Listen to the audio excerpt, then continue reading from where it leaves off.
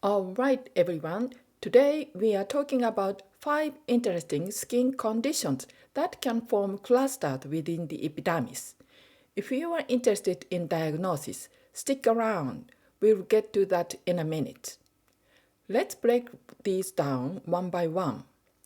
Seborrheic keratosis, clonal type.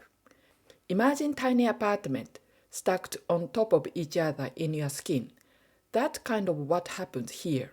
Cells that are a bit bigger or smaller than usual huddle together to form these clusters in the thickened epidermis.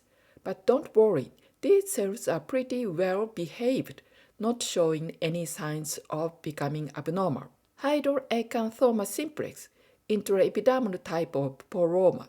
This one involves even smaller cells than usual in the epidermis that multiply and form cyst-like or duct-like structures. Bowen's disease. Now we are getting into some atypical cells.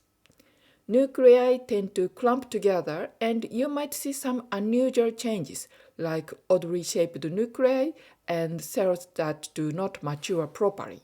Interestingly, the bottom layer of the epidermis often remains unaffected. Extramammary Paget disease, EMPD. Picture large pale cells multiplying rapidly but leaving the bottom layer alone.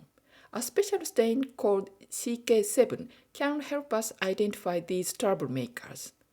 Superficial splenic melanoma, low SCD. This one involves large atypical melanocytes multiplying in the epidermis, including the basal layer.